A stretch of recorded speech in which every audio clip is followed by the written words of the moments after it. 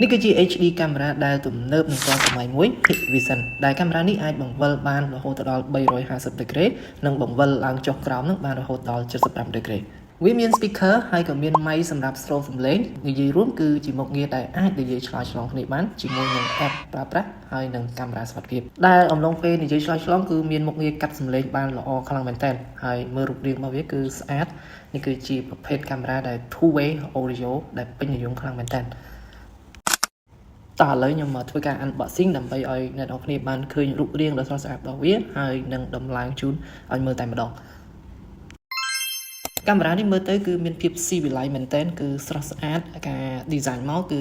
ស្អាតមែនទែនស័ក្តិសមសម្រាប់ដាក់នៅទីកន្លែងដែលមានសម្ព័ន្ធភាពដែលស្រស់ស្អាតស្រាប់គឺដូចជាហាងក៏ដូចជា office មួយចំនួនដែល design មកលេចធ្លោពណ៌សគឺត្រូវគ្នាជាមួយនឹងកាមេរ៉ាប្រភេទនេះមែនទែន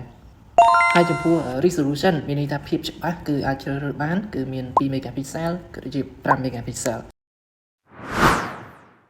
កាមេរ៉ានេះគឺជាប្រភេទ analog យើងហៅថា HD camera ដែលយើងប្រើជាមួយនឹងខ្សែ analog ហើយនឹងខ្សែភ្លើងដែលយើងផ្ដល់ជាភ្លើង power 12V ហើយនៅក្នុងប្រអប់ចុងក្រោយនេះគឺជាជើងចាប់ដែលយើងអាចយកទៅចាប់ជាមួយនឹងជញ្ជាំងឬក៏ពិដានបានប៉ុន្តែបើដាក់ជាមួយនឹងពិដានគឺពិតជាស្រស់ស្អាតមែនតើហើយនេះគឺជាការបង្ហាញរបស់ខ្ញុំក្នុងការចាប់ជាមួយនឹងពិដានហើយយើងអាចមួលចូលគឺមានភាពងាយស្រួលក្នុងការតម្លើងមែនតើ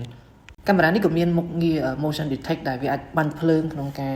ផ្ដល់ជាសហាយផងដែរឥឡូវនេះខ្ញុំមកធ្វើការ demo ក្នុងការបញ្ជាតាមរយៈ app ទូរស័ព្ទដៃដើម្បីបង្វិលនៅកាមេរ៉ារបស់យើងអាចបង្វិលវាឡើងលើចុះក្រោមបែបនេះហើយឆ្វេងស្ដាំទៅឆ្វេងទៅស្ដាំគឺយើងមានភាពងាយស្រួលក្នុងការប្រើប្រាស់ហើយនឹងបញ្ជានៅកាមេរ៉ាប្រភេទមួយនេះអូខេអញ្ចឹងឃើញរូបជាក់ស្ដែងគឺវាបង្វិលអញ្ចឹងហើយបង្វិលហ្នឹងដូចខ្ញុំបញ្ជាក់ខាងលើគឺ350ដឺក្រេហើយនឹងឡើងលើចុះក្រោមរហូតដល់75ដឺក្រេនិយាយរួមគឺយើងបង្វិលស្ទើរតែមួយជុំទៅហើយដែលកាមេរ៉ាដែលអាចបង្វិលបាននេះគឺមានភាពពេញនិយមមែនទែនសម្រាប់ model ផ្សេងៗក៏មានមុខងារនឹងដែរប៉ុន្តែ model នេះគឺវាអាចបង្វិលបានហើយថែមទាំងអាចនិយាយឆ្លើយឆ្លងគ្នាបានដោយមានសំឡេងច្បាស់ឮល្អមែនទែននៅក្នុង app Connect នៅពេលដែលយើងចង់និយាយគឺយើងចុចប៊ូតុង microphone ហើយយើងជ្រើសរើសយកពាក្យ channel នោះវានឹងធ្វើការcall មានន័យថា connect ទៅកាន់កាមេរ៉ាហ្នឹងដើម្បីឲ្យយើងនិយាយឆ្លើយឆ្លងគ្នាតែម្ដងអញ្ចឹង load បែបនេះគឺយើងកំពុងតែនិយាយជាមួយនឹងកាមេរ៉ាហើយអ្នកនៅមុខកាមេរ៉ាក៏អាចនិយាយទៅយើងស្ដាប់ឮទៅយើងហៅថានិយាយឆ្លើយឆ្លងគ្នា two way audio អញ្ចឹងដូចនៅក្នុងវីដេអូនេះអញ្ចឹងគឺខ្ញុំធ្វើការតេស្តនិយាយឆ្លើយឆ្លងជាមួយនឹងបុគ្គលិកដែលគាត់ជា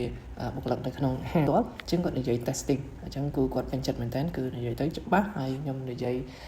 ទៅវិញគឺគាត់ស្ដាប់បានច្បាស់ដូចគ្នាអញ្ចឹងបើបងប្អូនទាំងគ្នាពេញចិត្តនឹងកាមេរ៉ាមួយនេះអាចធ្វើការទំនាក់ទំនងទៅកាន់ page ក៏ដូចជាអាចឆាតទៅកាន់ Telegram របស់ខ្ញុំផ្ទាល់បានដែលខ្ញុំដាក់នៅក្នុង description ពួកយើងមានសេវាកម្មប្រឹក្សាយោបល់ទាំង survey ជូននិងដំឡើងជូនដោយអ្នកបច្ចេកទេសដែលមានជំនាញច្បាស់លាស់